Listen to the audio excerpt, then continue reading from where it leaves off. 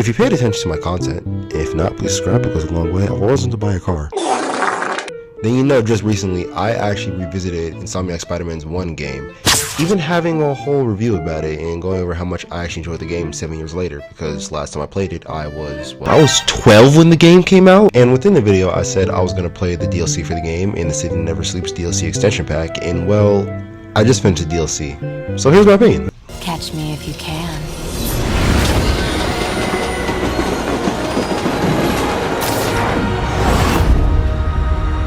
Immediately picking up where the main story left off, we're immediately giving into who the next big bad of the DLC is going to be for next storylines. With MJ narrating about the Maggia crime family and the real Hammerhead being the big bad for the DLC, he's trying to basically go back to town and regain the control of the Maggia and the Mafia used to have in NYC. Cause you know, historically the mob used to run metropolitan cities and New York was a big area for that until, you know, those pesky superheroes made their mark and basically run the crime families out of the town. And I'm gonna pause right here to say, out the gate, I loved how they used one of Peter's unique villains for the DLC, with Shattered Dimensions not only being my favorite Spider-Man game of all time, but would be one of my favorite games of all time, and the Noir levels just being my favorite out of the bunch. The Hammerhead level always stuck with me as a kid.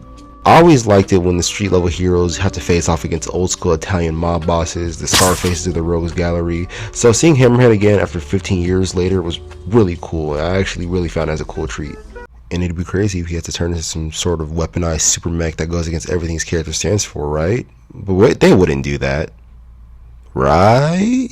Anyway, back to the first DLC. This one revolves around Black Cat, actually, who we finally get to see after having an entire side mission that revolves on her, collecting her little cat plushies. And I just want to say, I love Felicia's character model. Besides the comics, of course, this has to be my definitive version as Black Cat. Her hair, her outfit, the way she moves, it looks like she's just simply playing around every second she's walking. It's just, Also her voice. Shout out her voice actress, Erica Linebeck. She did an amazing job, and she's going to be voicing Felicia at Marvel Rivals as well. So, you know, she might be the new definitive version as Black Cat. Who knows? Who knows? Anyway, back to the game. Black Cat, she's back and she's causing trouble again, stirring up the hornet's nest within the Maggia crime family. Apparently the crime families have these flash drives that all hold dirt and secrets about one another, and Hammerhead's forcing Black Cat to steal them for her. Or, big reveal, dun dun dun. They'll kill my son.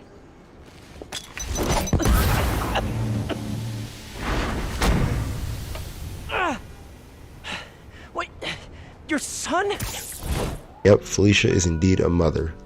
The secret son Felicia has is a huge driving force of the DLC, and we get to understand more about the fact that Felicia and Peter were in a relationship during his break with MJ, and Peter's relationship and Felicia's relationship as a whole is just kind of the driving force that continues to make this DLC even greater than I expected. But the dilemma and fact that Peter could potentially be a father was actually an interesting subplot to dive into. Another thing I loved about the DLC was just how grounded it felt. Coming off of a city invasion, fighting the Sinister Six, Doc Ock, and stopping the city from some engulfed virus, a small-time street-level focused mission was honestly amazing to play as. And I'll say this right now, leaking into the other DLCs, it's kind of why the DLC expands, it loses me, because more and more we're getting farther away from the grounded street-level stuff, but I'll go more into that as I continue the DLC roster list. Also, I love Miles' little cameos throughout the DLC. Now that he knows Peter's Spider-Man and he's developing his own powers, I just love how fanboyish he is. He's always nervous to ask or call Peter about things, and it's really funny. Just the basic stuff, like swinging from a skyscraper. Or swinging from a low building. Or a tree. Miles, you're 15. You need to focus on school. That's way more important than... Yeah, but if I finish all my homework early and you've got some free time one day... I mean, you started when you were 15, right? And I nearly got myself killed at least 100 different times. I can't let that happen to you. Okay. Yeah, I get it. Talk to you later. Oh man, what am I gonna do with that kid? Also throughout the DLC, I liked how the side missions were more than just reskins of the main side missions and side stories. For example, Peter has to track down paintings stolen by the original Black Cat, Walter Hardy, Felicia's father, and what we don't know until the end of the mission is that the police officer Peter first meets actually is Walter Hardy himself. It was kind of like this cool little Easter egg, and it's quite funny seeing Walter Hardy find out Spider-Man and Felicia had a relationship. In total, this DLC did a really great job in portraying what it was propped up to be. A DLC focused on Black Cat. The main missions, the side missions, even the dialogue, it was really all about her. Well, besides the screwball missions.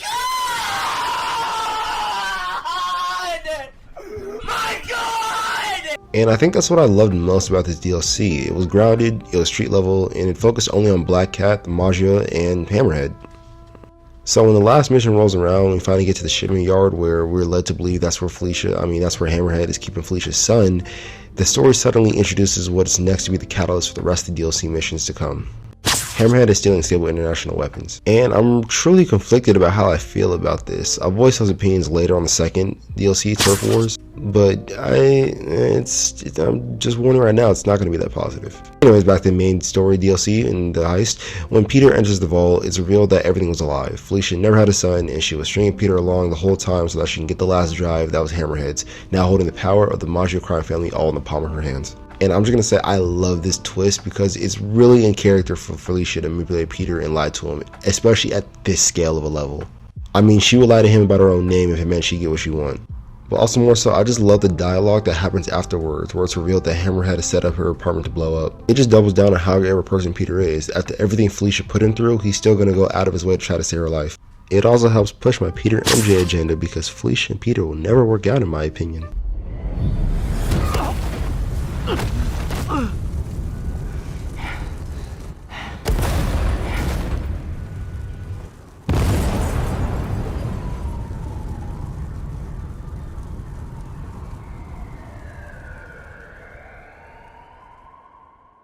Good evening, New York. Welcome to tonight's entertainment. The changing of the guard. Tonight, the good old days are coming back.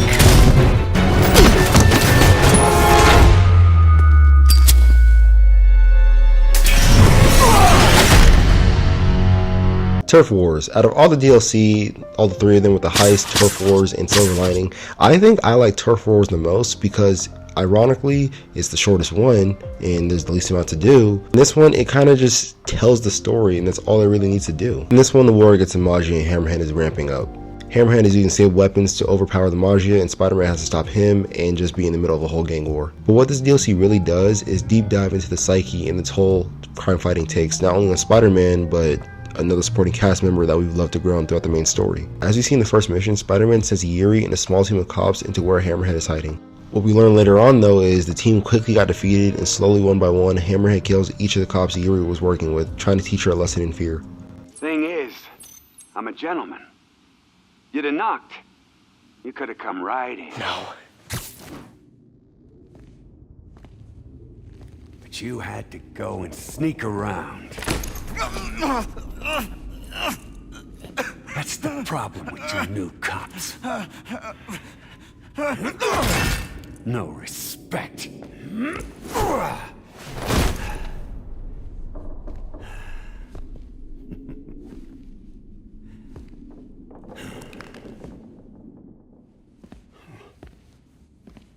Coward! Of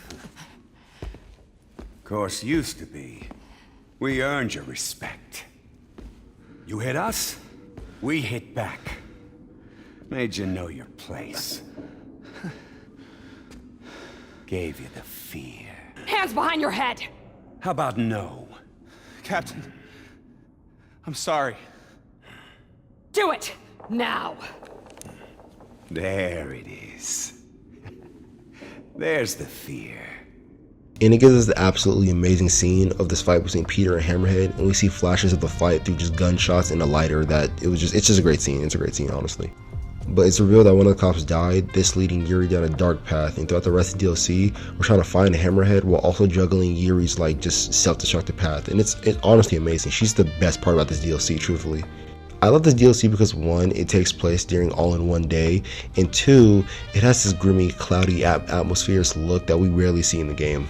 But again, 3, also because Yuri's storyline just carries this DLC on its fucking back. Throughout the story, as we stop more and more Hammerhead's goons, we just listen to Yuri descend more and more into this vigilante madness, hearing her speak darker, and it really just makes me love Yuri's character more from the original game. I'm so sorry, Yuri. I should have been here. He knew exactly what he was doing. He went straight for the cases marked Project Olympus. Any idea what that is? No, but he has it now. And we'll get him. I know. Where are you going? To teach a lesson in fear. Whoa, whoa, whoa, whoa, whoa. Deep breath. You can move? or I can arrest you. Yuri, we need to work together. You need to stay the hell out of my way.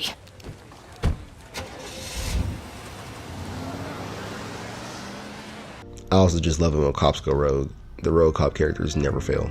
Now, of course, like I said, Turf War is the shortest DLC with only 2 side missions to take place, but I think I love it more for that one reason. It gives us more time to invest on what the DLC should be focusing on, the theme of Spider-Man vs. Hammerhead, or more now, Hammerhead with Sable technology. Yeah, I'm still not a fan of the whole Hammerhead Sable technology thing, but I know I'm gonna have to wrap up the Sable stuff somehow, and this seemed the best way to put it, so I get it. You did the best you could. Also, it was cool to go to the Bar with No Name, which was revealed to be another cool Easter egg from the comics. If you don't know, it's kind of like this pub that all villains go to. No heroes allowed. Also, I like the theme of Hammerhead of trying to adapt with the times, which is why I say I understand why Insomniac did the thing with the whole Sable technology stuff. I feel like, though, this is where it should have stopped, because what comes to future is just, no. Overall, out of all the DLCs, this felt like the most comic book storyline one, a safe, grounded story. I know I'm throwing that word grounded around a lot, but it really just does captivate in this DLC. Between Yuri's madness, Hammerhead causing trouble, and Peter trying to stop all of it in the middle, and the ending where Hammerhead is supposedly killed by Yuri, I feel like this is the most complete story written out of all the DLC packs. Or was it? I thought you were a good guy! You have allowed this Hammerhead to steal all of my weapons and supplies! Let's see you dodge this! Kill him! Yeah, okay, we lost our fucking minds. If the heist in Turf Wars are grounded, then this is Insomniac trying to strike lightning in the bottle twice, if I'm being so honest with you. There was just too much going on in this DLC, and not enough time to explain or flesh out any of it. Each DLC is supposed to be centered around a certain character, with the first being Black Cat, the second being Hammerhead and Yuri, and the third being Silver Sable. And with Hammerhead going full throttle with the Sable weapons, Sable is reasonably pissed. She wants her shit back. I also thought in the original storyline, Sable's exit is completely abrupt, so seeing her back is pretty cool. But my biggest problem is, what the fuck is this? Why is Hammerhead a 7-foot Mechazord? I don't understand. I was cool with the whole him using Sable tools to up his game and the whole adapt to the times thing, but deciding to make him fucking Optimus Prime is ridiculous. It's like Insomniac needs every villain to be decked out in tech, even those classical villains in Peter's Rogues Gallery. Silver Lining, while I love the Sable stuff, is definitely my least favorite DLC out of the 3 because it kind of just lacks a sense of story. Peter's relationship with Sable isn't really the driving force like it is with Felicia in the first DLC, and Hammerhead is barely even a threat besides the last 10 minutes boss fight we have him, unlike Turf War where he's frankly intimidating the entire DLC. Silver Lining feels like it was too busy wrapping up everything instead of trying to tell a compelling story, while simultaneously trying to set up the future of this game's franchise. It's revealed in Sable's home country in Sikaria, it's fighting in Civil War, and Sable's side needs the weapons, so that's why she's so stemmed and heated on once the weapons back on Hammerhead. But of course, MJ finds out about this story and suddenly decides that she needs to go to Sikaria, a country in the middle of an active civil war, to report more upon the story, which I do respect. I do understand why, but still, it's a stupid idea. But also in this DLC, we get a side mission where we find out tapes about Yuri, which leads us down a whole rabbit hole revealing she's gone full-on vigilante, leaving us on the back end of what sets up Wraith. But we also have to do the last screw-up missions, finally getting her arrested. We also have Miles wanting to be Spider-Man as well throughout the DLC, finally leading up to the Silver Lining where we finally get the phone calls where Miles is allowed to go swinging with Peter. I mean, you see what I mean? Everything is kind of just crammed into one last DLC that it doesn't let anything breathe. You have no time to conclude or wrap up any of the side missions while simultaneously doing the main story as well. It just it leaves everything to be disconnected and cluttered. Silver Lining was easily the most action-packed DLC, and the boss fight against Hammerhead was cool, and Yuri's side missions were easily the best thinking about the DLC, and I wish we got to at least have one more last final conversation with her in person before her departure, but I feel like Insomniac was so focused on trying to outdo the last 2 DLCs, they also didn't want to try and overstep the events that happened in the main story, so it kind of leaves us in this awkward middle ground of not knowing where we are. I like Miles though.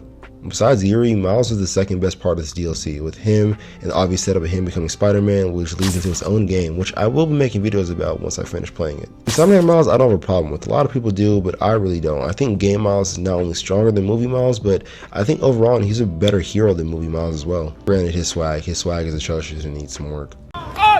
My opinion on the game Miles will be more clear after I finish this game, but I do like a lot about him. I like he's lovable and he's dorky. In conclusion to the City That Never Sleeps DLC, I'd argue was much needed and honestly improved about the base game. It paid off on the side missions from the original game like Screwball or the Black Cat, and it did also include other characters that I needed to be concluded with, like Sable or Yuri or Felicia. Oh yeah, Felicia survived, by the way. I don't know how.